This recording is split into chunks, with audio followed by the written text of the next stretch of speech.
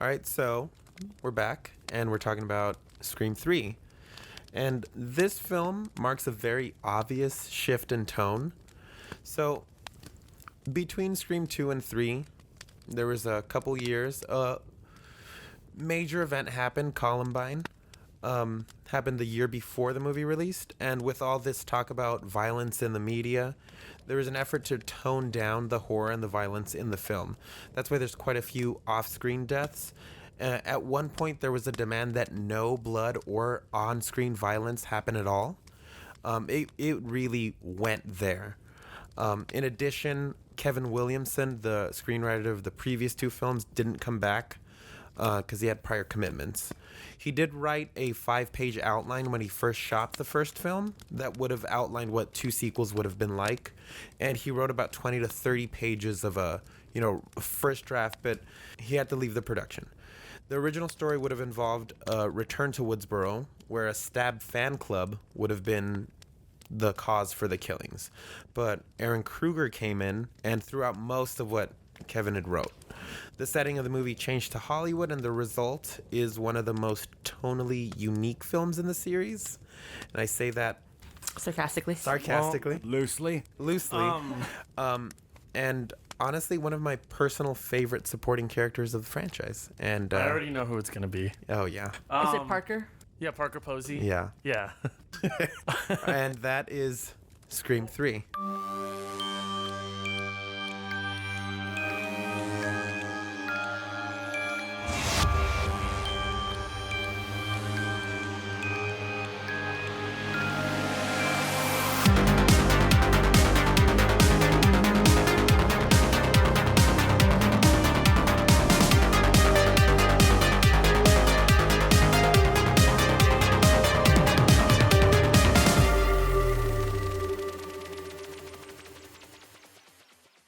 So welcome back to another special production of Strangers in the Alps, a slasher podcast.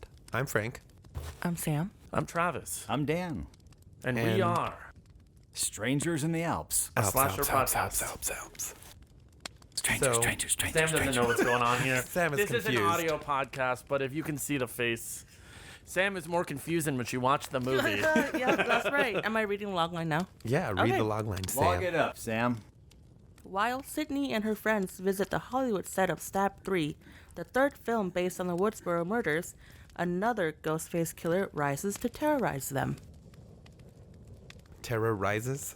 Terrorize them. But let me just tell you this. Here's what I have here. Similar to what Sam read, but I think the last installment of the Scream trilogy is set in Hollywood, where Stab 3 is being shot, with Gale Weathers and Dwight Riley on set as advisors to Jennifer Jolie. Unfortunately, a killer decides to off the cast in order of the screenplay, and only Sid Prescott, Sidney, I assume, now in hiding until the killer tracks her down, can solve the riddle. Was there any things are wrong in that? No, there were no commas There were and no no commas periods. in that one. That is one run-on Run-on sentence. The AI screenwriter wrote that Well, too. AI. They weren't. It wasn't entirely because it was like, I'm gonna start with this. It was a plot point that they introduced for like a second, where they were like, where Parker Posey started freaking out. She's like, I'm next. Yeah. I'm next in the screenplay, and then they immediately dismiss it by, well, there were like 5 versions of the script, Yeah. so we don't know. But Gale Weathers was not on as an No. advisor. No, well, She was working with and the Dewey's detectives. name is not Yes. Dwight. Well, his real name's Dwight. It is? Yeah, they Yeah. mentioned it in the first or the But second that but it they was don't if Dwight. you make were it up. describing the movie, you would not call him No, Dwight. you No. would not. No, because they only And mentioned let's it once. face it, David Yeah. Arquette, he looks like a Dewey. Oh, for sure. Yeah. Especially with that limp. Oh, Which he his has, but body at just- least they toned it down in this one. I feel like He had really. a limp, but wasn't Yeah. his arm also crooked in this movie? I felt like he had something else going on. He started to look it like was- it hit a Quasimodo. nerve. Speaking it hit of a nerve. speaking of toning down, I think Courtney Cost can tone down on those bangs a little bit. Okay. That, now hang on. No, and I you know can't Sam's defend gonna that. jump You in. can't cannot defend it. No, defend no, that. I'm not defending it. But again, we could go on about her hairdo for a while. That. Did you finally not see her in Friends When anymore? I was looking at Monica's new hairdo, Yeah. all I could think about was, what? the one where Monica gets a new hairdo. What am I? There What was am I? one, though. What am I looking at? Phoebe cut her hair, that's why. Who, and that had to be a wig, right? I don't know who what? approved it. I don't know why, because I'm sure, like, the director has to sign off on the look. I don't know why he I'm was sure like, she did too. Oh, I'm sorry, Travis. Do you want to tell us the name of the movie? Because I want you to get this out of the way and not do it for the entire yeah, movie. So I was gonna say, Dan, The entire podcast. he's going to do it good call. anyway. Come on, do It's- it. Get it done. this movie's called Scream 3. No, it's not. It's called Scritherium. He said it with such Sus- gusto. Say it again. Scritherium. Scritherium. Why isn't it S-thrium? It's It's Scritherium. like Christmas morning for Travis. Oh, yeah. Scritherium. Every Scritherium. Scritherium. What's in that box, Travis? Scritherium. What are you having for breakfast, Travis? Scritherium. Oh. Travis, it's a boy. Scritherium. Okay, for those of you who don't know what we're talking about, if you look at the poster for Scream 3, it actually spells SC, then they reverse The E. The 3. the E, The E. The 3. into a 3 AM. So what does it say? Scritherium. Or Scrithery AM. Okay. It's 3. But however, I feel like with the third installment of this damn movie, the title card is finally taking shape. Yeah. It's no longer the generic 90s font. Well, It's it's a- now Scream. New decade, new rules. That's right. You're right. New haircut, new rules. I will say, So just what- off the top we of... should talk about our pre-thoughts. We yeah. totally Oh, yeah, we we did have... skipped over our pre-thoughts. Okay, so we can do that. We don't need to go out of order. Let's just go over our pre-thoughts. Yeah. Pre-thoughts. Travis. I mean, you were like 9 when you saw this movie the first time? Yes. Scritherium. I didn't see it in theaters. What You mean year did it come out? 2000. 2000. 2000. I didn't see it. I think my parents had to have rented it. I don't think, even though I'd seen the first two, I don't think I really paid much attention to this one. I'm not gonna go over it now, but it was a scene that I don't know if I saw it. I just kind of remember, and I remember we had like a friend over there, like, "Oh, you're watching Scream 3?" And we were like, "Yeah." I mean, like I said, for the first three, I don't have pre-thoughts because It already existed. they've already existed before. So my pre-thought is, oh, there's a third one. Nice. It's called Scritherium. We should do a Scritherium word count. How many times he says it? Well, it's now at I'm just least gonna 50 by now. Well, my initial thought, I remember you, Dan, were like, "Oh, read the log line, Sam," and I'm like, "Okay, I'll read it." And then I read it, and I was like, "I'm not looking forward to this at all." And that was my initial thought. This was the first Scream I saw. So, Oh, really? yeah. And you Oh, you went cared enough backwards. to That's watch right. any of the yeah, other yeah, ones? Yeah, you went backwards. Yeah, I went backwards and honestly really surprised by the quality of the first one. Just because it's so like, I know it sounds funny to say it out loud, but it is actually quite a bit tonally different from the other ones. Especially when you think back on it, you're like, Yeah. "Oh, this is where you go." Yeah. Okay. Yeah. Well, for you too, you were like, hey, these movies are actually getting better Aren't or because you are? saw them backwards. Oh, yeah. So they're getting Yeah, better. That's right. That's right. Look, I'm just gonna throw it out there. This movie has a special place in my heart. Oh, me and too. I will rewatch it. I watched it again this morning. Oh no, Yes. Through and through. Yes. I'm gonna have fun with this movie, but too. I enjoy it. Yeah. Dan. I enjoy it. That's it, the silence. I That's enjoy it. it just as much as those cops eating the donuts in the police station. I probably fell asleep in that No, part. it was like a really weird, and That's that's fine, Dan. And to me, that Dan, show. Oh. final- Oh yeah, Dan gets pre-thoughts. Thank Not you. too soon. Man, they just fucking. Uh-oh. Okay, my pre-thoughts are, I read the log line after seeing Scream 2 because I couldn't imagine where we were going, and I read the log line and thought, okay. Okay. Not another one. Yeah. Here we go. Here we go. Yeah, for you first-time listeners, Dan does not normally watch horror movies. And what, Dan, you've now seen 3 Scream movies for the first time in like a 1-week span? That's right. It's a lot. That's a lot to take in. We at Yeah. least, you know. It's physically taxing on Dan. He's like basically skin and bones by now. I've stopped eating and sleeping. So, I mean, I it's kind of hard to like think of where exactly Where to do we jump. start? I can But- I can start. Sure. Okay. Gail's red and yellow suit. That's where I want to start. Why would you want to start there? Just I think there's so much to talk about with Gail. I mean, Let's just start Monica. with I Gail, mean, yeah. Courtney Cox. The hairdo, the wardrobe, the her character's journey. They could not have made her look any less appealing than they did in this movie. they were really She was trying. appealing. She was in a yellow suit. With the red, which was appealing. with the red It was- shirt. It was just, it was like they went out of their way. Yeah. And did she not stop and look in the mirror? Courtney, did you not stop for a second and go, wait a minute, I'm not going on set looking like this?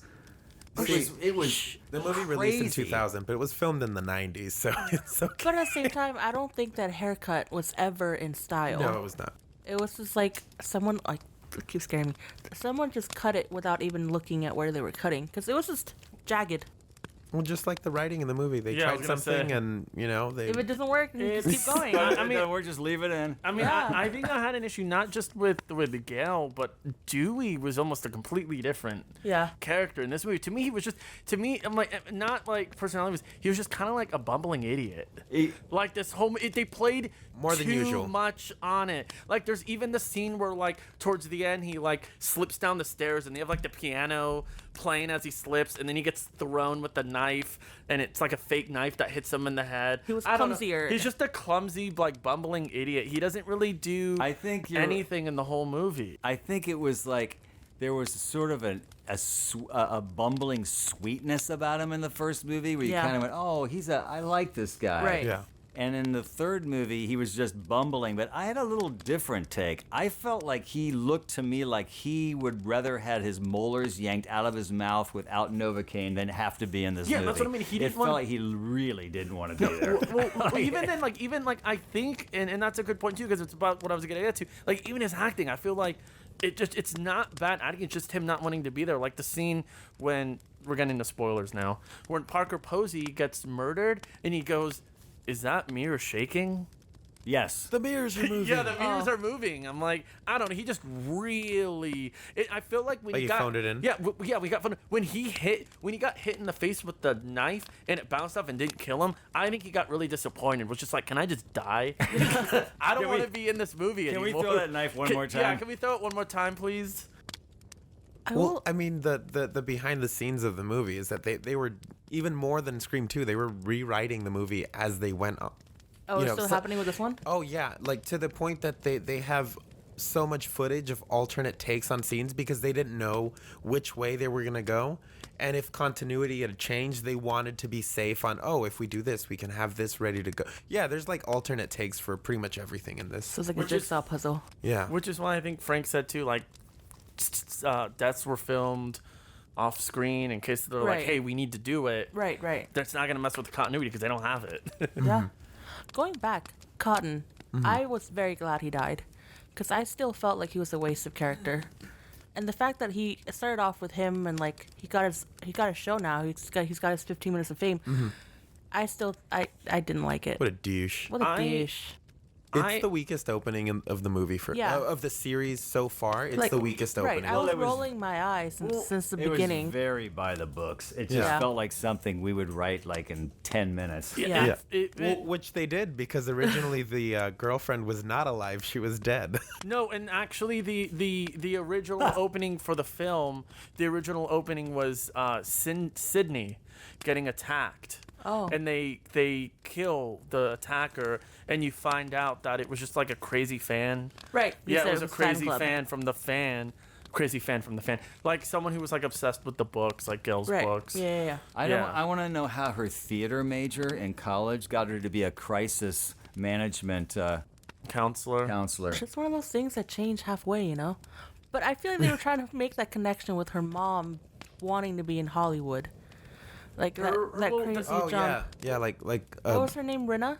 Rena Rena Reynolds? Reynolds. Rena. I don't know. I Lena. just if we're Lena. getting into the mom. Like, I understand. Like, yeah, they've A lot of brought people got up- into the mom. Which I also have something That to was say the about problem. Well, Yeah. no, it's. I understand. Like, you know, throughout the whole franchise, like the first 3 films so far, the first 2, you know, you had it about her mom. It's kind of what jump started everything. But I just feel like in this one with the mom now suddenly like showing Out up of as nowhere? a ghost. Yeah. You know what the mom looked like when she came in? She looked like Gina Davis in Beetlejuice at the end Yeah. when they're doing like the sheet? Yeah, and I almost too felt like, and then the way the lighting, like when she was in the front yard in the beginning, I almost thought I was watching like a Meatloaf music video or like an 80s ballad. Like, I don't know. I just didn't like how the mom suddenly came out of nowhere. Did anybody think that, and Patrick Dempsey, by the way, is in this movie, he plays a cop. Did anybody think that they were kind of leading us towards Patrick Dempsey being Ghostface? A little For a too, split a little too second. heavy. a Yeah. little so heavy that you didn't buy into it for a Yeah. second. But you know, wow. with the Billy misdirect, it could have still worked just because with Billy they went so heavy on it in the first movie, but then they gave you reasons not to believe it, and then ultimately it was like, no, yeah, those were really yeah. red flags. You had to have Patrick at the end, Patrick. Oh, which not they- Patrick Warburton, who was also Which in was the a movie. reshoot. They did not originally have Patrick Dempsey at the end. Yeah, he just disappears from the movie. Yeah, they Wait, were what? cutting it and they were like, Yeah. they were like, hey, wait a minute, like, what happened to this kid? He's not here anymore. So what did they reshoot? They come So- back, The let whole him ending- and go, well, hey, no, we're watching a well, movie. oh. What movie you watching? Well, come on and Because look. Honestly, if Well, he wasn't let's even save that for a little later because it's going to get into the whole thing with the killer. Oh yeah, I'll get into that later. What originally happened? I feel like Wow. even without him in the ending, I wouldn't question it. Well- I felt like him being at the end was confusing. I was like, oh, Yeah. you're here? And that's Why are my you so buddy-buddy with them? and that's my big problem. I think I'm just gonna go with the first three because that's the only ones. That's all I ever want to see. I don't. Unfortunately, that's not going to happen. I didn't care who the killer was in this movie. Like I really I agree didn't. with you because I just didn't. Leading Travis, up to it, or no, I didn't care about it at all. I agree with you. At the third act, I was like, I don't care who it is. Yeah. Yeah, no, it I'm was not really even curious about who it there is. was no sense of me trying to figure it out, trying to figure out the clues. Like you said, like, oh, there was like the only red herring was Patrick Dempsey. For me, I'm just like, you know what? I'm just not invested. And I feel like, I mean, I know they had a complicated relationship with Cotton, but like, I feel like, them all coming together because Cotton really died. They were all just like, yeah, I was at the grocery store and I heard Cotton died, so now I'm here. Yeah. What were you doing? Yeah. Like, it just feels like no one cared and everyone's just kind of like, we're here now. Like, Right, just we'll showed get up. the gang back together. It was I was sweet. just sorry to see Patrick Warburton get killed because he was actually my favorite character. Who was he? he was the Jennifer's bodyguard. Yeah. Oh, Jennifer's Buddy. guard. No, Putty and I Seinfeld. love that guy so Yeah. Got it, much. got it, He He got was was also in such a Emperor's funny New actor. Groove. He was Kronk. He's in Oh. the Emperor's Also- New He Groove. also was on Family Guy. Yeah. Yeah. Was he the guy in the plays the guy in the Joe. wheelchair. Yeah, Joe. Joe. I love that guy. No, and he looks so silly even in this one, like with his Oh, he like looked his ridiculous. Glasses, yeah. And it's just there. And I like how he tries to like check Patrick Dempsey. He goes, "Hey, I'm a professional bodyguard." Yeah. He's a Hollywood bodyguard. I'm going to tell you how it's going to be, my friend. Oh, my favorite No, it's cameo not. was Jay and Silent Bob. I hated that. I was wondering what your thought was going to be on that. I Well, liked and it you know who the- because it was just so random. The whole I movie's thought random. that was funny. Yeah, and just having and didn't they stop to say hi to somebody? Well, yeah, Yeah. Well, the director, the studio, the person leading the studio tour. Yeah. That was Wes Craven. Oh, really? Yeah, the Oh, director okay. of the film. I'm not gonna lie to you guys. I wasn't really paying attention to this movie. Well- it was a background movie for me. I was Okay, on my phone. I don't want I- to say I was texting during this movie, but I did text a few times during this Oh, movie. I was on Instagram. I was on Sam, Snapchat. Sam called me on the phone. Oh, yeah. And Let me- if you've let me heard, tell you the no, story. if you've heard if you haven't heard the story, we've talked about it. Sam and us. Well, Sam never calls people. We're No. all in the jet. She never calls. She texts, and then she ended up calling me. So I called him and I was like, "Do I have to finish this damn movie?" He's like, "How much do you have left?" I'm like, "I have 40 minutes left, but do I need to finish it?" He goes, "Please do." And I'm like, "Okay, I guess I'll What try." part were you at when you called him?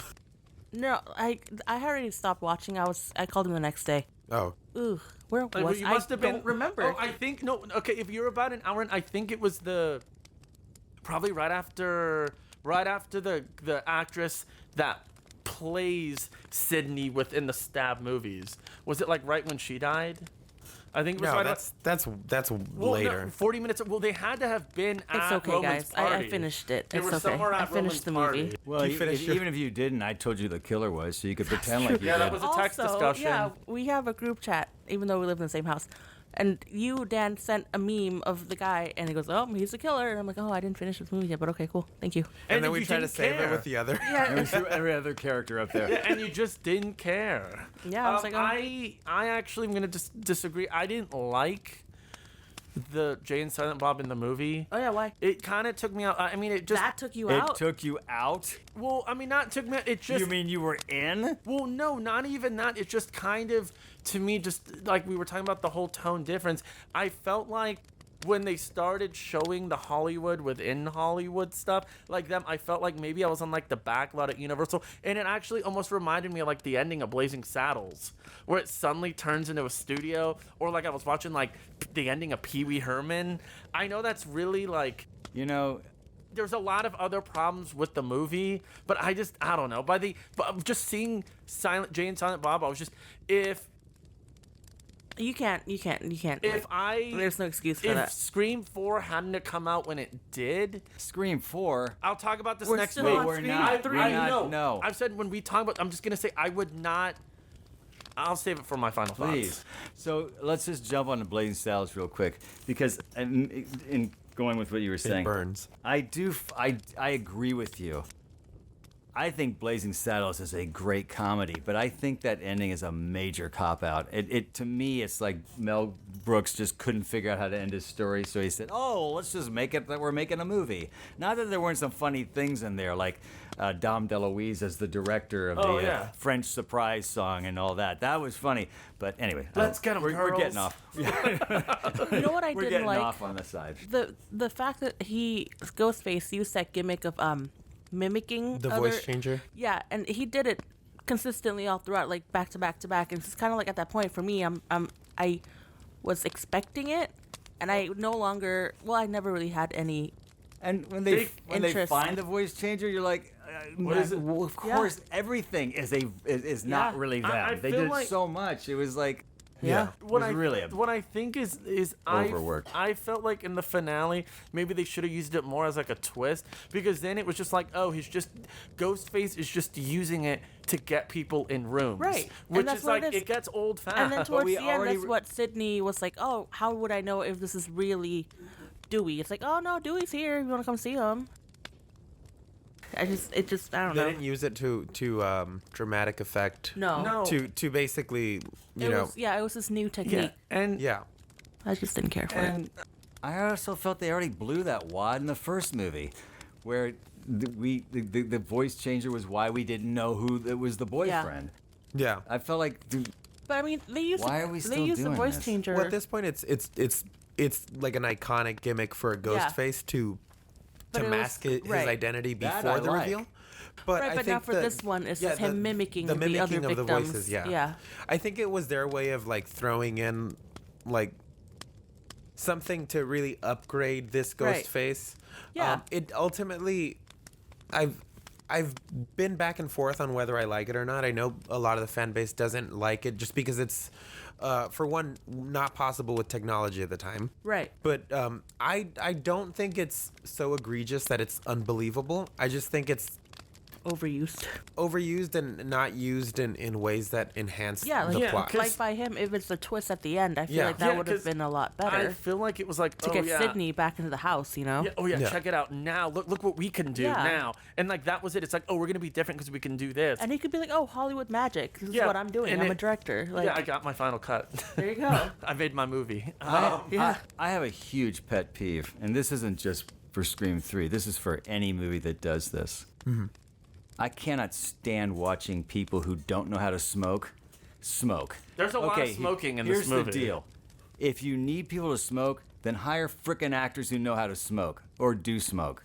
Because if they don't know how to smoke, then don't put a cigarette in their hand. Who didn't know how to smoke? And every person that was smoking in that movie does not know how to smoke. They were not inhaling. They were Courtney just Cox. sucking, blowing it out their mouth. I mean, it just drives me nuts. Are you talking about them you can doing their always lines, tell a or- smoker from a non-smoker by how they handle a cigarette, inhale a cigarette, and it just pisses me off. Now, I'll tell you one thing I did think was cool. I thought it was cool when Sidney went into the soundstage and saw her neighborhood and walked into her house, and that yeah. was her house. Yeah. I thought that was probably the only part of the movie that I went, okay, that's a cool Yeah. idea. If you're gonna be in Hollywood, you're gonna use this whole Hollywood thing. That's cool, because that's creepy. Yeah, like when And the I thought mom. the whole scene kind of played pretty cool, actually. Yeah, when the mom came out at that part, yes, that was effective. But then when the mom came out again towards the end, I'm just like, why are you here? Yeah, too much mom. I did like the mom appearing in the window at her house and then No. screaming, Right. and then It was. I'm saying it was But then- lame. Yeah. Are I'm you sorry. talking Really? about the? Are you talking about the dream sequence when Yeah, Sidney's? And then it's the mom, and then it's Ghostface. so it's you like don't the like dream. the dream sequence at all? No. I felt like it was very necessary, though, built in what this movie was trying to do to get her to move, I guess, out of the house and forward. Or am Yeah, I like motivation. I don't. Some motivation. See, That's it's a word that movie could have Yeah, used more I of. don't disagree with that. I just don't feel like it fits in with this film. You know, you Nothing realize fits in with this Well, damn it's a film. jigsaw- we're it's a arguing jigsaw about film. points and they're all bad. Literally a jigsaw film. Yeah, I think that's one of the things that makes it really hard to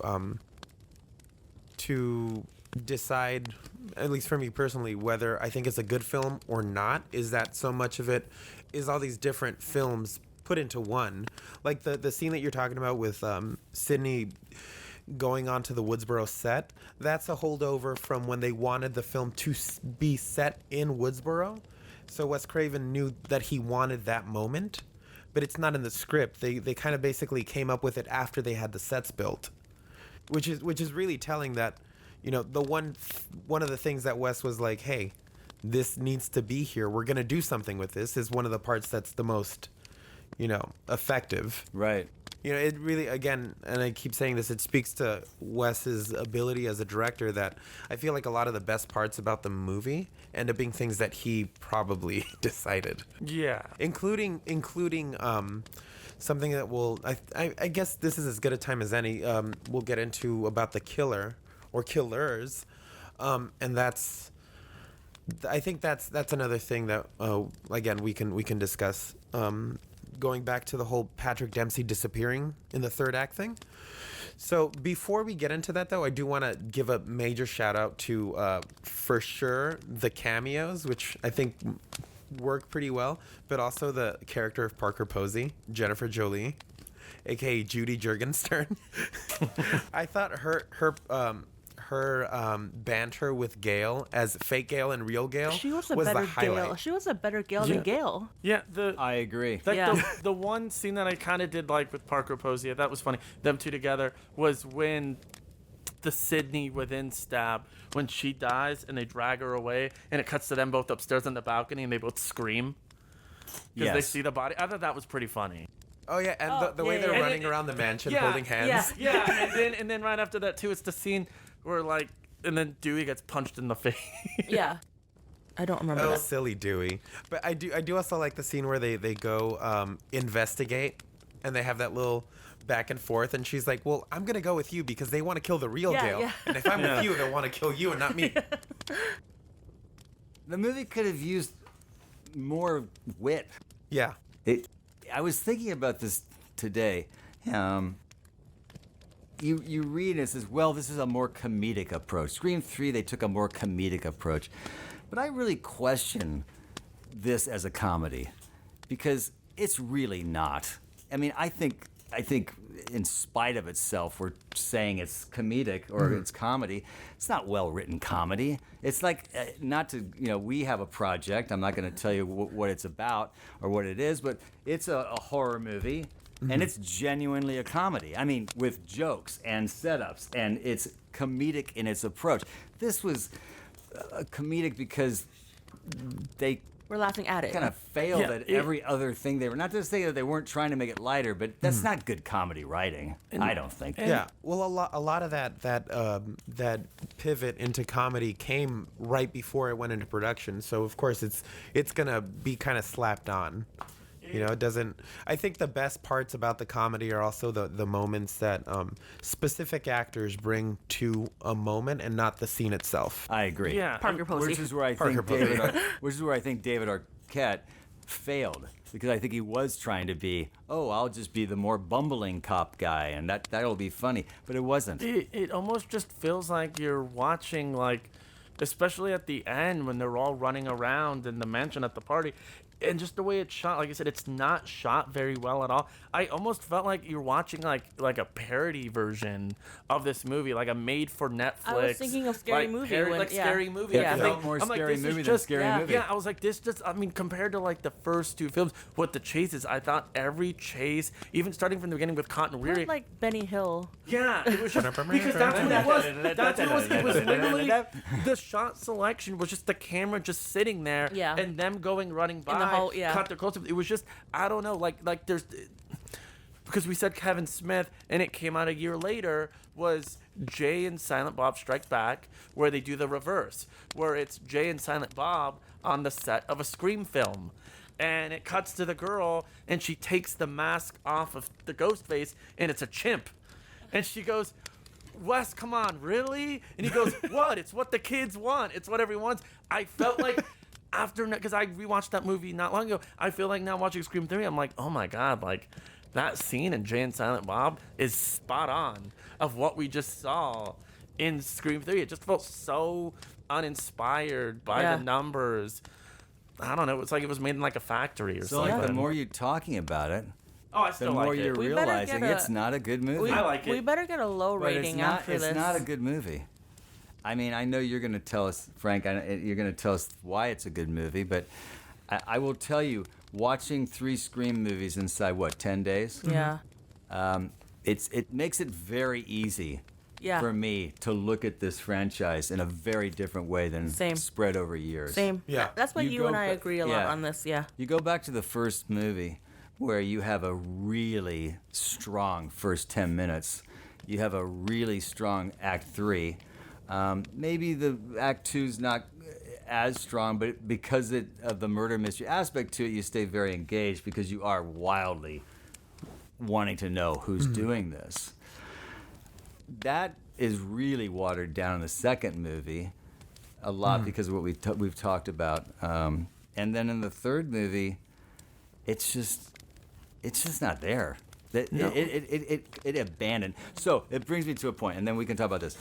I would, and maybe someday we'll get to, maybe someday our podcast will be so wildly successful that Wes Craven will want to come on. He can't. He is He deceased. passed away. This shows how disconnected Dan is with We- horror movies. Damn. Okay. No, I'm saying it's good. Disconnected. Like, We can leave it in because I did not know that. And all the reading I've done of the Scream movies, I never read that he was no longer with us. So then I guess we can just conjecture. I would love to know what Wes Craven was thinking through the journey of these movies, because clearly he took a very different turn as this series continued. There's quite a bit out there about how he felt specifically, and it's not just related to 2 and 3, but also Cursed, which he did, I think, right after 3. 2005 or 6 it came out, I think. Yeah, and I think, no, didn't he do Red Eye? And like he did Red Eye in 2005. When but did he pass away? He passed away. 2016 or 17? Did Yeah. he do any of the other Scream He movies? did Scream 4. Scream 4 was his last And one. when did that come out? 2010. Okay, so No, 11 or 12. 11. 2011. Yeah. we'll talk about that. Yeah, we'll talk about that when we get to that. But with these two, especially the third one. So the first film was written by Kevin Williamson. The second one was kind of slapped together forcibly, and then the third one, they were like, yeah, just get this other person to rewrite it. I don't have time. And the writer, Ehren Kruger, basically watched the first two and read the scripts and then kind of approximated, Well, I think where he wanted. I think but he, the- oh, sorry. But the thing is, in the writing process, he kept on skewing the characters in directions where they weren't naturally going to go. And so Wes had to come in and pull him back and be like, no, that's not where we're going. Like with Sidney's character, he kept on kind of pushing her in this Sarah Connor direction. And Craven kept on going, well, no, that's not where she would be right now. So let's pull Let's that come back. back. Let's Well, yeah, come back. 'cause I think it was actually the opposite. I think he was writing it, and then he kept having to go back to the Scream films. Yeah. And watching them, and I think that's what he kind of said too. And Kruger was like, hey, like, I had issues because I kind of wasn't around when, like, the first two were being written. and I wasn't there for the creative process, so I'm having a lot of trouble connecting it, because from my understanding, it was Kevin Williamson to, give himself, jobs in the future. When he sold the first film, he sold it with having a treatment for the second and third film. He's like, let me just sell it as a trilogy. And Wes Craven was the same thing. When Wes Craven came on board, he was attached to Scream 2, and Scream 3. But I think it was because of the success of, what was it, I Know What You Did Last Summer, which is why Kevin Williamson didn't come back for Scream 3. I think, like I said, I think he had like a 5-page outline, and then maybe ended up doing like 30, I think Frankie said 30 pages. Yeah, about. Wait, did he do I Know What You Did Last Summer? Yes. Yeah, he did, yeah. No, Got Kevin, and sorry, Kevin Williamson, it's what I wanted to get to in the first Scream. Kevin Williamson was a huge part of 90s horror. Yeah. And it's actually to the point where some people that call themselves horror purists, people have gone around, didn't like Scream when it first came out. What is this? This is garbage. And a lot of people, and a lot of those purists or people who didn't like it, blamed Kevin Williamson. They're like, I hate Kevin Williamson, because from Kevin Williamson, you had Scream, I Know What You Did Last Summer, Urban Legend. Oh, he kind of did all of those 90s high school set horror where it's kind of like meta self-aware. Right. People have come around now. I think it's just because, people growing up seeing like all these horror movies and now just seeing almost like a parody. It's like, what is this? Yeah. Yeah. But, in terms of Williamson not being as involved, a lot of the creative work kind of falls on Craven to kind of keep things in check. And then for this third film, with the decreased emphasis on horror and violence, he was getting a lot of pushback from all sorts of places, including the whole thing about not having any on-screen violence. So he almost left horror after this experience. It was just so bad. Yeah. And I don't have all this insight on the behind-the-scenes process, but I feel like a lot of it has to do with the producers involved, the elephants in the room, so to speak. Were they still the Weinsteins? Yeah. Yeah, and then which is a weird thing, because actually one of my favorite scenes in the film, which I don't know, it makes me feel kind of gross too, is I think it's the scene where Sidney and everyone, when they go to Lance Henriksen, who plays the director. Yeah. John Milton. When they go there and they confront him like, hey, we know what you did. It was wrong. And then you kind of figure out who, like, the producers on this one was. I had my note. I didn't like I had my note. I was really grossed out because when they were telling about Rena and how, like, she got around and all that stuff, I was like, who produced this movie? Harvey. Hey. Yeah, I was grossed out by that for sure. Isn't it kind of weird to look back on it now, knowing that they produced it, but at the time this wasn't like a thing. Like, obviously the casting couch has always been a thing that but is talked about. Confirmed. Yeah. No, and especially not with the Weinsteins. I'm sure they didn't know exactly that this was about them. Yeah. But they had to have to in be retrospect, yeah. But that is interesting, because that movie came out in 2000, and so that scene with the producer when he's kind of telling all about it, then later in the house where they find the other bed, the other room that's kind of like that secret room where... And it's got automatic locks. Where that kind of stuff... Yeah, the automatic locks. Where all that kind of stuff happens. Yeah. I wonder what the 2000 audience thought about that scene. It was probably, this is ridiculous. Yeah. Right. Would never happen. Or even just the idea when he's saying, oh, yeah, well, she got around. Oh, okay, she was a slut. You know what I mean? It's like, I'm wondering if that wasn't the... That was what was being reinforced in the audience's mind versus, oh crap, this is like in Barbarian, where you find out what Justin Long did, and you're like totally creeped out. This dude needs to die. Yeah. Well, I think that's one of the things that I do actually like about the film is that there's this undercurrent of the sexual violence and the crimes of Hollywood. Mm-hmm. Like it I always thought that commentary was interesting, but it's definitely more potent now that we know all about this, or all about the details of what actually is going on. I'm sure it could have gone further, but let's be honest, people that work with people in power aren't going to go in as heavy on these things, especially not back then when the talk was less so about the victim and more about, well, if you She's a say slut, these things, yeah. Yeah, and even look at like Weinstein, like in that time, like 2000, like he was still at the height. They were the top producers. Yeah, they were top producers. So like They were They top, weren't they were top worried. producers like for even a few years ago. So it's kind Yeah. of like you Which- can't really do anyway. But Yeah, anyway, but it's also insane in retrospect thinking about how they kind of fumbled this franchise to the Yeah. point that after the third film, they was it the third film or the fourth film? After the fourth film, they kind of drove it into the ground again and just threw it as a TV series to MTV. They were like, "Here, do something that's with it." right. yeah. But you're talking about the Weinstein. Yeah. They fumbled the franchise, but Wes Craven can't walk away clean from this. He didn't have No. to do these movies. He didn't, I but mean, I- he made the movies. He is responsible for Yeah. what these movies are. I don't care what the producers said. He could have said, "No, you're not going to get a movie in '97. I need more time to make this movie, or get somebody else to make it." Yeah. No, I mean, that's true. I mean, Steven Spielberg. Again, I saw an interview with him. They talked about Jaws 2, which is my Oh, favorite. boy. I thing was to gonna talk about, right? gonna start this with. Are we This gonna is talk my- about Jaws but 3 he today? but this is interesting because they asked him about Jaws 2, and he simply said that movie did not need to be made. That's why I didn't make it. Yeah. There was no reason to make it. Thank you, Steven. Wes, there was no reason to go on to another movie unless you had a clear vision, which I'm arguing he did not. Okay. These movies fumbled around. Speaking of clear visions, what did we This think wasn't about? a trilogy in its origin. Speaking of clear visions and not a trilogy in its origin, because I was going to get to it. What did we all think of the killer reveal?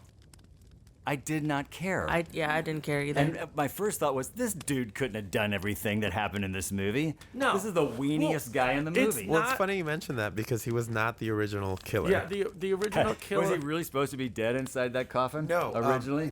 Originally, but it was changed because of Columbine. Stu was supposed to be the killer in this one. Oh, yeah? You find out that Stu survived and he's in prison, and he's kind of the whole ringleader of what's going on. But then the studio kind of didn't want to do that because they're like, well, it kind of returns to high school with Stu being there, so they didn't want to do it. And going back to the fan club, originally, Sidney, they find out that like each victim that dies is by a different Ghostface, and you find out that it was actually a joke and that none of the people were really dead, and it was a prank. So there was supposed to be an accomplice. So this is Of course. There's always two. There was always supposed to be two. So the original accomplice was actually Angelina Tyler, the Sidney actress. You know Damn. that scene where she gets I killed? thought she was going to be the killer. Yeah. So the original, I guess, character arc for her would be that she ends up being an old classmate of Sidney's named Angie Crick that was obsessed with her. And she would have been Roman's girlfriend and the accomplice. So when they mentioned earlier, Dewey says that the production office got a call from some woman asking for some stuff for the movie. Oh, that was her? supposed to be Angelina, and her death is supposed to be fake. So the original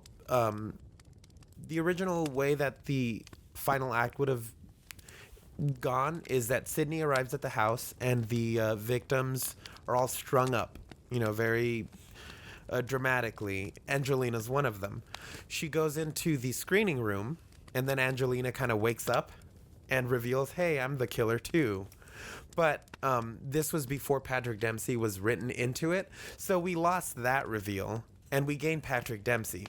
But up to his death, Craven had still insisted that in his mind, she is still the secret killer, and that's how I personally prefer to view the movie. I still think Angelina's like a secret accomplice that just gets backstabbed. Maybe if you just keep watching it, she Well, will be in one of the it viewings. does, because even just watching the film, and it's just more obvious every time, makes no sense that there's one killer. With everything that happens, I'm like, no, there had But to weren't be. you grateful there was only one killer? It shortened the ending. Well, speaking of short and ending, that actually originally, when they had to go back and do reshoots, was originally.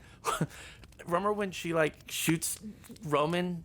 She shoots him in the very beginning, and then you find out, oh, he had a bulletproof vest. He actually was originally dead. Originally in the original screenplay, when they originally filmed it, there was no final standoff. She just kills the killer right away. Yeah, it's and they supposed just to be a very quick it was ending. supposed to be very quick, and then they were like, "Oh no, we need a little bit of a No, we don't. emotional impact. You know, we gotta add some suspense to it." They wanted you to believe that Sidney could die, Yeah, and which you don't believe. Of Still, course not. But What did you think about the very ending? And what about that she leaves the door open? for that's more on my sequels? notes. That's a double meaning. She leaves the door open because now she feels brave, but also the door's open because the series can continue. Yeah. It's like, I know you're confident, but like, why would you? The door opened unexpectedly. I know you're confident, but why would you be like, that's fine. I'm in the middle of nowhere. There's only 3 of us. I don't know. I don't Don't know. set the alarm, leave the door. But you got Patrick Dempsey Yeah, in the other room to and- watch a movie. And one arm cast. It's like, yeah, girl, that's totally fine. I don't know. I still lock my doors on it. But going with that, like even, I'm gonna go in. I don't. I mean, we've established that a lot of this doesn't make sense. I don't like Roman's motivation at all. Even Sidney dismisses it right away. The half brother. Yeah, the half brother that comes out of nowhere, and then the whole like, I don't like when trilogies do this, when they kind of do the like I was the grandmaster the whole time, but it's like, no, you weren't. This was never planned. Yeah. Originally. I mean, we saw it like most recently in Star Wars Rise of Skywalker. It just seems like the biggest cop out to me. It's like, no, don't undermine all the great, Scream that came before it. And it's I don't know, it's like you clearly had no plan, because the original killer for Scream 3 was supposed to be Stu. Yeah.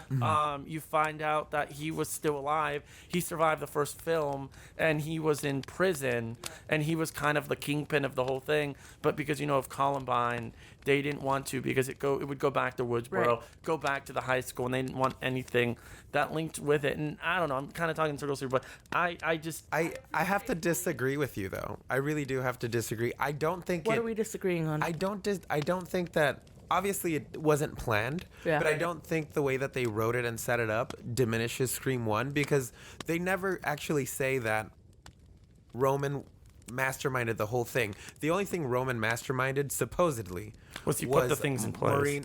Maureen's death. Everything that happens and this is why I wanted to mention this. I wanted to bring it up when we talked about Scream 1, but this is why I think that Casey Becker's death is the real linchpin and the real start off point of the murders, because Maureen's death could have happened and nothing else would have happened. Billy could have gotten revenge on Maureen and been done with it, but the fact that they waited a year and then were like, you know what, let's keep this going, that's what starts off Scream, not Maureen's death. Roman even says, like, I supplied the motivation and Billy did the rest.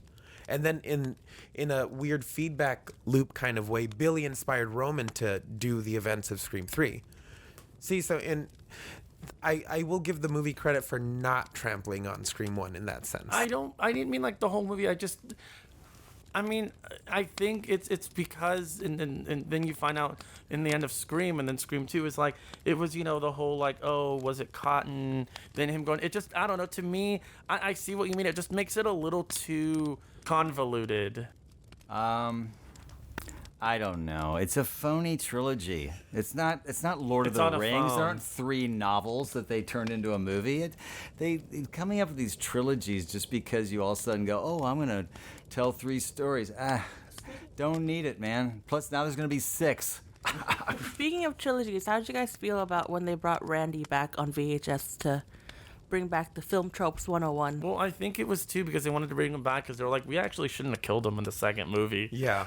I agree with that. I just didn't like it. It was, well, I think that's the only way. They're like, we killed him off. We want to bring it back. What's Yeah. the only way we can do that? It was gimmicky. Well, they did try to bring him back physically, but nothing that they came up with was believable enough. Yeah, because so he they were died. like, let's do this. He Could've clearly just been a dream. died. Yeah. He clearly died in the One second of the movie. suggestions was that his family would have hidden him away for his safety. No Which is way. like, he looked pretty dead. Yeah, he was dead. I just want to say Like the franchise.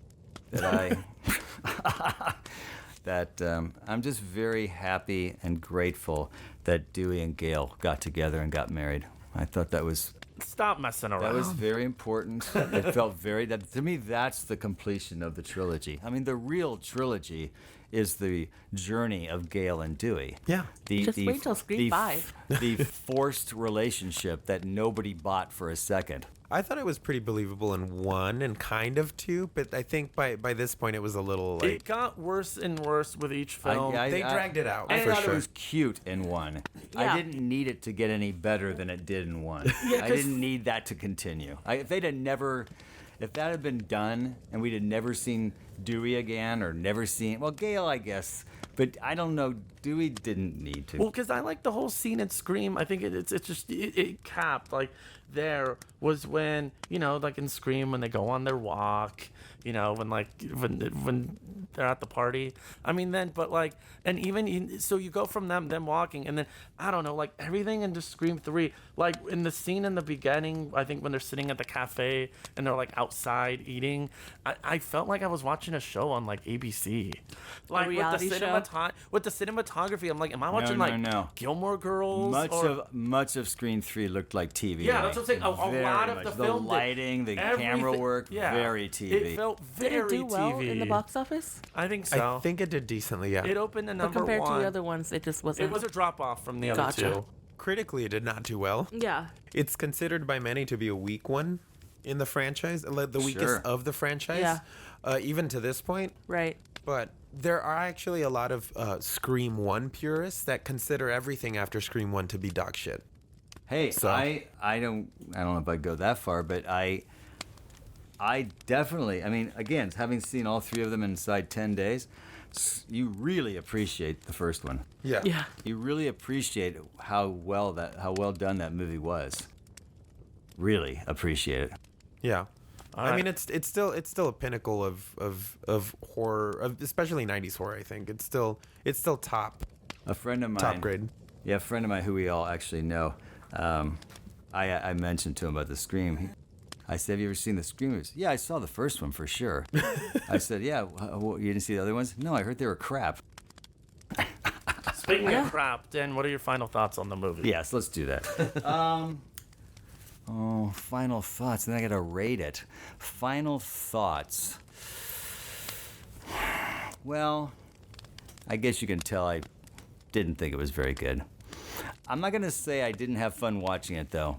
I will say I still had fun watching it because it just wasn't very good. For all the wrong reasons. But yeah, for all the wrong reasons, I actually had fun. I mean, you could just look at Monica's wardrobe and haircut and Dewey's little porn stash, and I thought it was not good.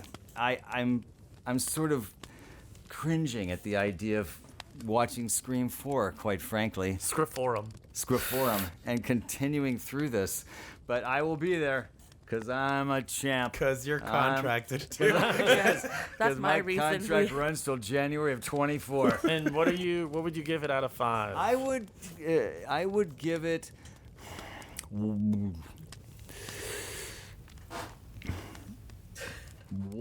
1.9 Dewey mustaches out of 5. Wow. You actually stole my score. You can share it with me. All right, go enlighten. I also did not like this movie. I couldn't get with the concept, the whole like on a film set. From the get-go, I just kind of rolled my eyes at it. I wasn't too harsh on the movie. It just didn't grab my attention. I didn't have a list of grievances with it, but I didn't pay attention to it at all. Like Dan, watching it in the span of 10 days, you kind of predict all the beats, and you just kind of, okay, well, that happened, and then you kind of call what's going to happen next, and you're just kind of sitting there. So I just didn't know. No. I just knew what was going to happen, and I didn't really care for it. So I'm also going to giving it a 1.99 out of 5 fringe bangs. Fun. That's my rating. Mm-hmm. Nice. So, I'll go next. You got 1 minute. I know we did a lot of trash talking here. He always starts it that way, and then he'll give it a 5 out of 5. No. Wait, can we guess what he's gonna give it? Yeah, what do you think? If What do you you- what do give you it think? anything over a 3, I'm gonna throw you out of my he's gonna house. give it either a 3.8 or a 4.5. I think it's gonna be a 3.5. Okay, How about I you? think so. I think you're gonna give it way too high of a score. 5 out of 5. Okay, so no, it's we've all said it. There's a big dip in quality with this movie. Everyone's staring at me now. I'm on the spot. But it's quality in every aspect. Yeah, every aspect. It's like it flatlined. I actually, you know, Maybe we're still Scream 4 coming. It was. I remember the scene that I was saying earlier. When it's the only scene I remember was the one scene where like Sidney gets shot and it's like, ooh, bulletproof vest. Yeah. Even then, I was kind of like, I don't know. I actually didn't.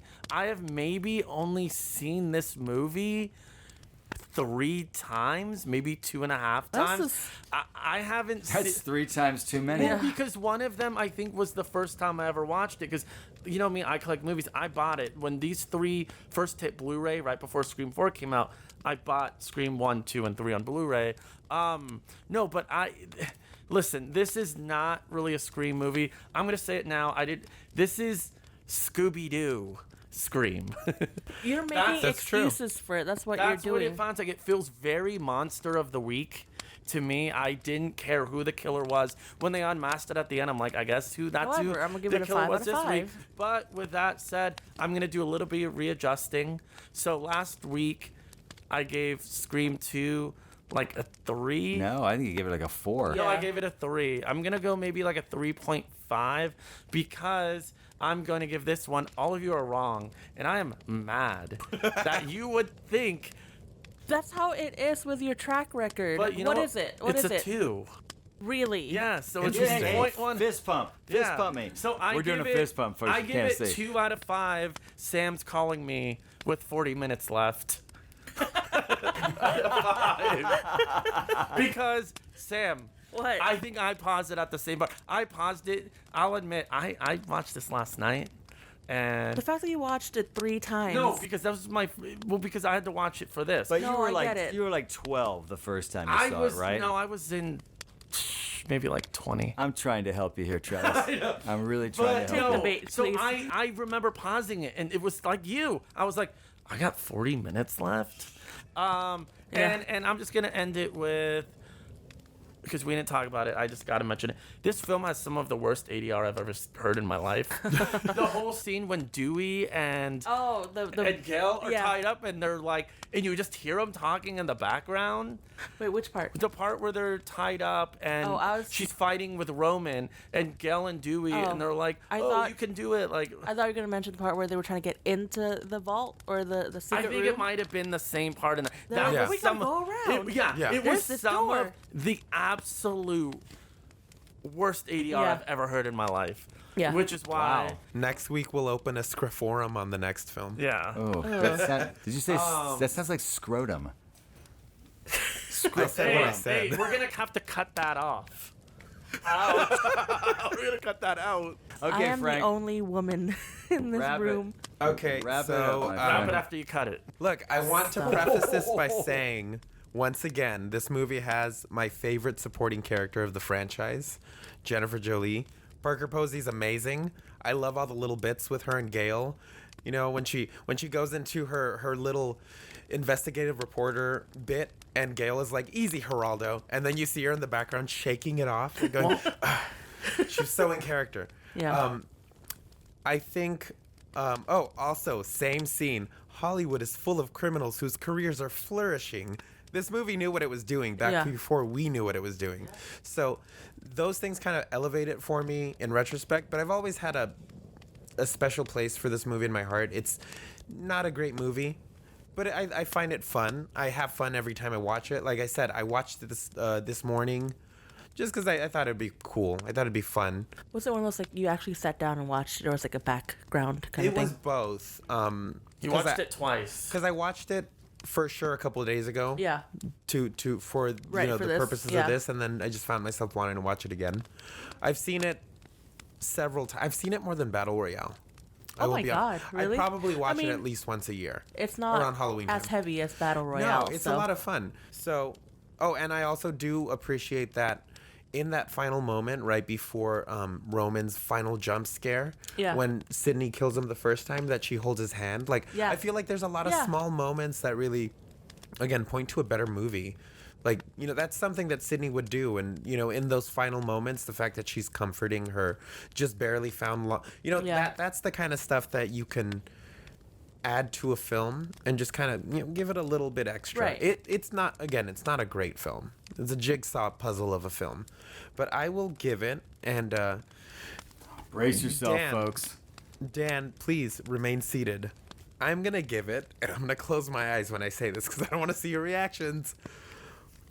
4 Judy Jurgensterns See, out of 5. And you all made fun of me, and I'm gonna go with some No, here's the extended thing, edition, though. No. extended edition final thoughts. I agree. I like Parker Posey. Oh, she was great. Watch Yeah. Best in Show. Oh yeah, she's And great. there at you that. go. Yeah. And, Watch any of the. and, yeah, I will say too. Of the Christopher Guest movies. She's in all of them. If you want to watch some great, like, Hollywood, tongue-in-cheek horror, not a good movie, but you should watch it because it knows exactly what it is. Watch Urban Legend Final Cut.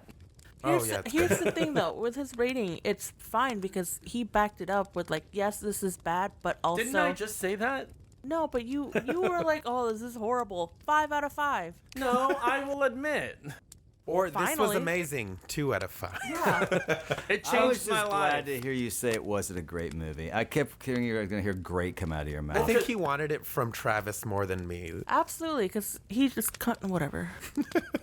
Anyway, wrapping it up. Yeah, so this has been great. ultimately it's I feel confident in saying that this is probably going to be the weakest in the Yeah. series for all of us in terms of Yeah. quality. That's good to hear. But that doesn't mean that you guys are gonna love 4 and 5. And there is 6. That's And still to 6. come. Screevy. I'm not gonna say, but I mean, And 5 Cream. Oh well, you've seen 5, but you haven't Yeah. seen 4, right? no. Oh, Did you there's say scurvy?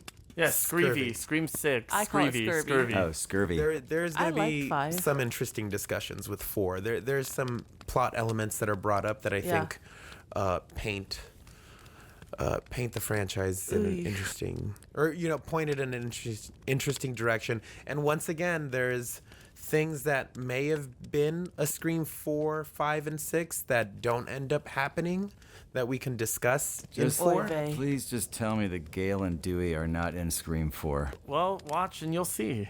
You will find out. Scream, I think I'll just look on and my here we phone go. right now. Scream 4 was the first one that it's actually the first and only Scream film I've seen in theaters. Wait, you didn't see Scream 20? 5 Cream? 22?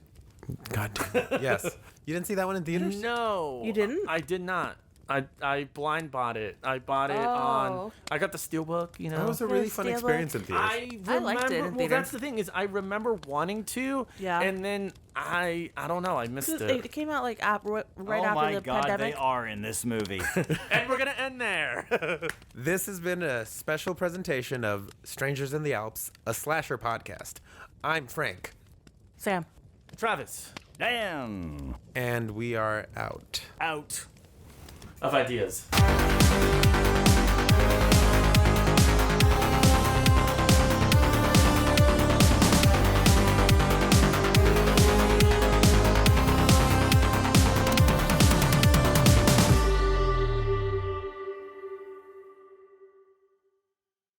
Unfortunately, a killer decides to off the cast in order of the screenplay. Do I not know how to read? Let me start one more time. Left or right? The last.